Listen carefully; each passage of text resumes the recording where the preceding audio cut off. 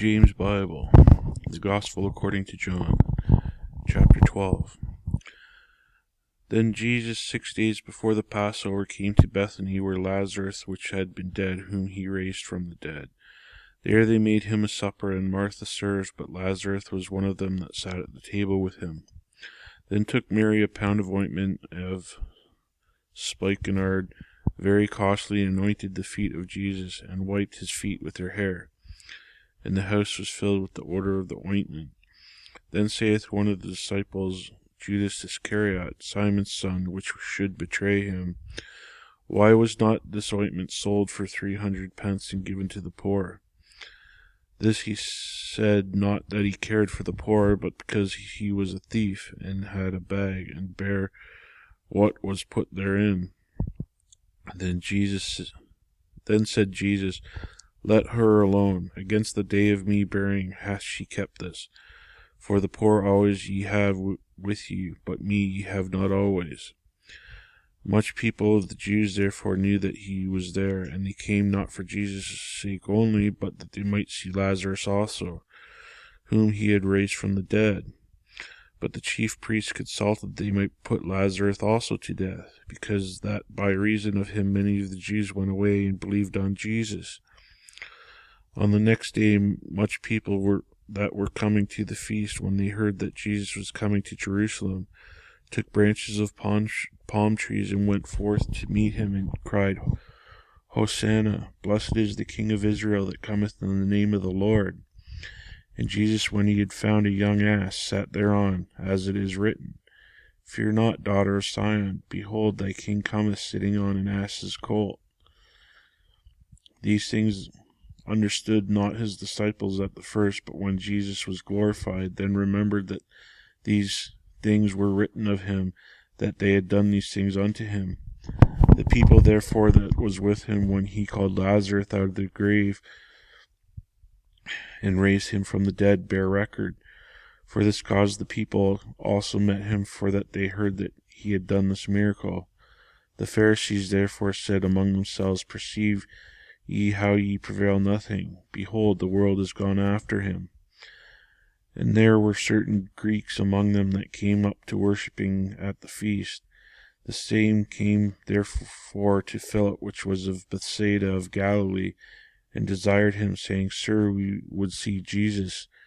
Philip cometh and telleth Andrew, and again Andrew and Philip tell Jesus. And Jesus answered him, saying, The hour is come that the Son of Man should be glorified. Verily, verily, I say unto you, except a corn of wheat fall into the ground and die, it abideth alone. But if it die and bringeth forth much fruit, he that loveth his life shall lose it, and he that hateth his life in this world shall keep it unto life eternal. If any man serve me, let him follow me, and where I am, there shall also my servant be. If any man serve him, him will my Father honor. Now is my soul troubled, and what shall I say? Father, save me from this hour. But for this cause came I unto this hour. Father, glorify thy name.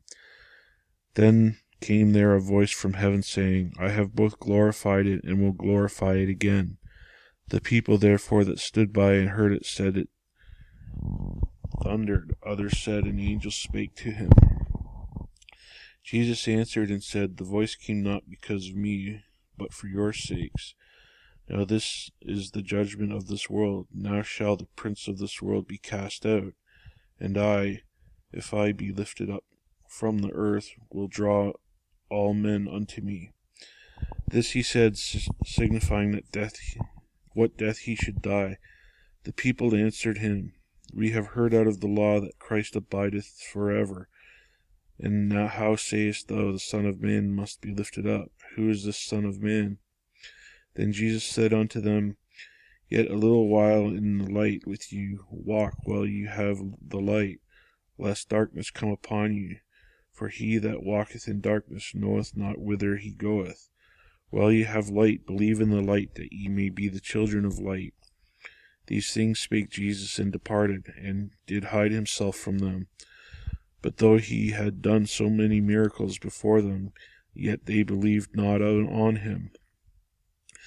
That the saying of Isaiah the prophet must be fulfilled, which he spake, Lord, who hath believed our report, and to whom hath the arm of the Lord been revealed?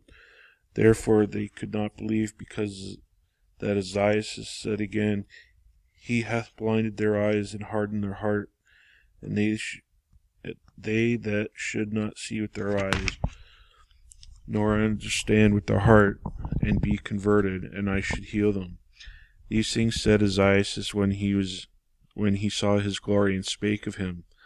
Nevertheless, among the chief rulers also many believed on him, but because of the Pharisees they did not confess him, lest they should be put out of the synagogue, for they loved the praise of men more than the praise of God. Jesus cried and said, He that believeth on me believeth not on me, but on him that sent me. And he that seeth me seeth him that sent me.